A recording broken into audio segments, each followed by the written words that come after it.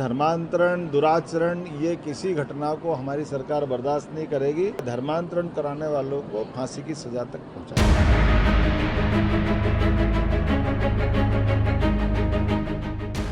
अंतर्राष्ट्रीय महिला दिवस पर सीएम मोहन यादव ने एक बड़ा ऐलान किया है। उन्होंने कहा कि जबरन धर्मांतरण और रेप करने वालों को फांसी की सजा तक पहुंचाएंगे। तो बिल्कुल धर्मांतरण, दुराचरण ये किसी घटना को हमारी सरकार बर्दाश्त नहीं करेगी। इसलिए ऐसे दुष्कर्मियों को या धर्मांतरण कराने वालों को फांसी की सजा तक पहुंचाएगी। बता दें कि मध्य प्रदेश सरकार ने धार्मिक स्वतंत्रता अधिनियम 2021 को पारित किया था, जिसका उद्देश्य गैरकानूनी धर्म परिवर्तन पर रोक लगाकर धर्म की स्वतंत्रता देना है। गैरकानूनी तरीके से धर्म परिवर्तन कराए जाने पर सजा का भी प्रावधान है। महिलाओं और नाबालिगों के धर्म परिवर्तन कराने पर 2 से 10 साल की सजा का प्रावधान है। लेकिन अब मोहन यादव ने इसके लिए फांसी की सजा देने की बात कही है। इधर मामले को लेकर विपक्षी दलों के रिएक्शन भी सामने आए हैं। विपक्ष के नेताओं ने मोहन यादव सरकार पर निशाना साधा है। मोहन यादव जी ने जो घोषणा की है कि धर्म अधिनियम में अब फांसी की सजा भी दी जाएगी, धर्म परिवर्तन हो या धर्म छुपाकर जो नहीं, देखिए उन्हें दोनों बातों, उनकी जो बातें हैं उससे 2 चीजें उनको बड़ी स्पष्ट करना चाहिए। एक तो जबरदस्ती धर्मांतरण, एक नंबर 1। दूसरा, उनको स्वीकार करना चाहिए कि हम कॉन्स्टिट्यूशन में बदलाव कर रहे हैं।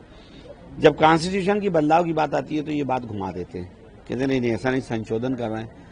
तीसरा, मिसिंग भोपाल में लड़कियां हैं। हाल ही में अभी ईटखेड़ी की एक लड़की है जिसका परिवार परेशान हो रहा है 3 दिन से। तो अगर शुरुआत सख्त कार्रवाई की यही से तक उसके परिवार को पकड़ा तक नहीं गया, उस लड़के को बरामद तक नहीं कर पा रहे हैं कि पकड़ कर लाएं, तो शुरुआत यहां से हो जाना चाहिए, तो हम स्वागत करेंगे। वरना तो ये घोषणा रात दिन करते रहते हैं। नाबालिग बच्चियों के साथ भी भोपाल में कई बार हुआ, आज तक कितनी फांसी लटका दी। रोज कहते थे, शिवराज सिंह कहते थे मैं फांसी लटकाऊंगा, कितनों को लटका दिया। केवल मध्य प्रदेश को कर्जदार बना के बैठे हैं और बातों को घुमाने के लिए इस तरह की बातें, इसके अलावा कुछ नहीं, सिर्फ घोषणा भी है।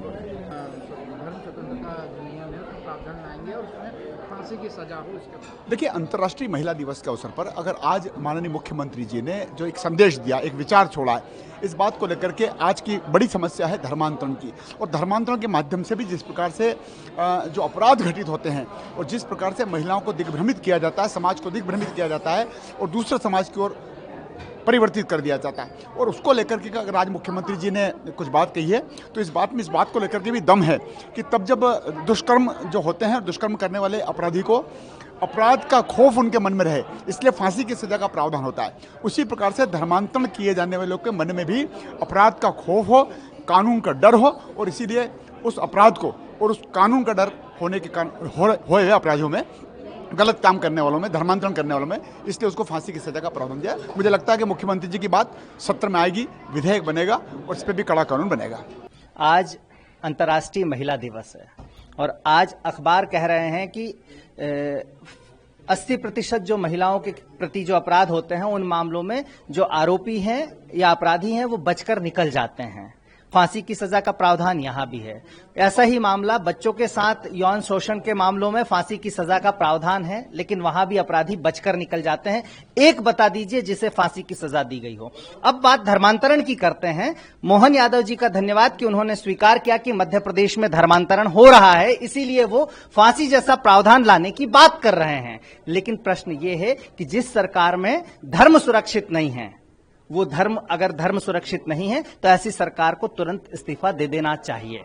तो मुख्यमंत्री जी इस्तीफा दे दें, और धर्मांतरण आपसे रुक नहीं रहा है। ऐसे ही मामले लव जिहाद के जब आते हैं तो मेरा कहना है कि जिस सरकार में धर्म की बेटियां सुरक्षित नहीं है और जिस सरकार में धर्म सुरक्षित नहीं है, उस सरकार को हटा देना चाहिए या बर्खास्त कर देना चाहिए।